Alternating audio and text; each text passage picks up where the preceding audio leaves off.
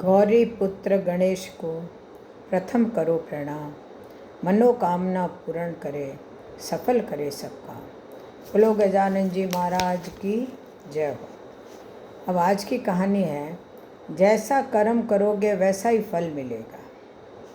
एक कथा में एक लड़की कथा सुनकर उसको अपने अंदर उतार लेती है। थोड़े समय बाद कोई बड़े घर में उसकी शादी हो गई, लेकिन उसकी सास बड़ी कंजूस थी।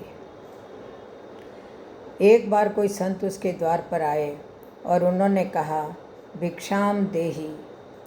उस लड़की को यह सिखाया गया था कि जैसा ससुराल हो उसी तरह रहना चाहिए। उसने अपनी सास को कहा कि कोई संत आए हैं, भिक्षा मांग रहे हैं।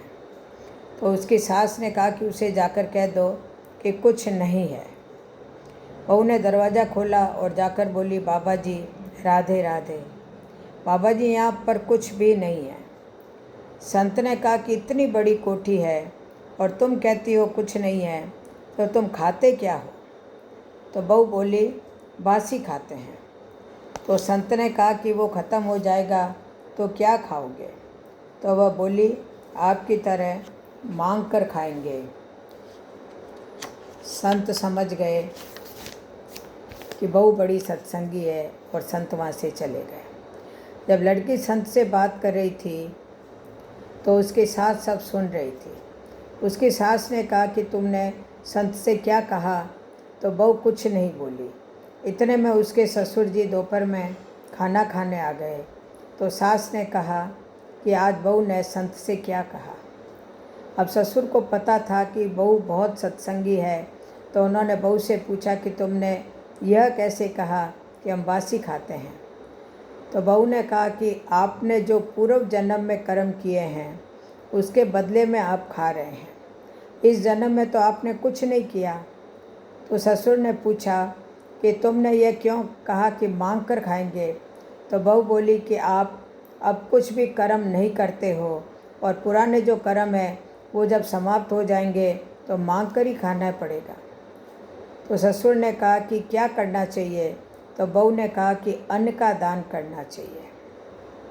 अपने पड़ोस में जो पांडाल में भागवत कथा चल रही है, वहाँ संतों का भंडारा है, वहाँ पर गेहूँ की बोरियाँ भेज दो। ससुर ने कहा कि 3 नंबर कमरे में जो गेहूँ की बोरियाँ पड़ी है उसमें से 2 बोरी भेज देना। अब दूसरे दिन ससुर जी भोजन करने बैठे तो उसमें से बदबू आ रही थी। तो ससुर जी ने कहा कि आज भोजन ऐसा कैसा है? तो बहू ने कहा कि 3 नंबर कमरे के गेहूँ से बना है, जैसा दोगे वैसा ही तो मिलेगा। तब ससुर जी ने कहा कि 3 नंबर कमरे में सब सड़े हुए गेहूँ रखे थे, सो काम नहीं आते थे। ससुर जी ने कहा कि अब 1 नंबर कमरे से भेज दो। इसीलिए कहते हैं कि जैसा कर्म करोगे वैसा ही फल मिलेगा। अब ये कहानी आपको अच्छी लगे तो आप सब्सक्राइब करो। और कल जो कहानी आएगी वो है तीज त्यौहार की कहानी। बोलो जय श्री कृष्ण, जय जय श्री राधे।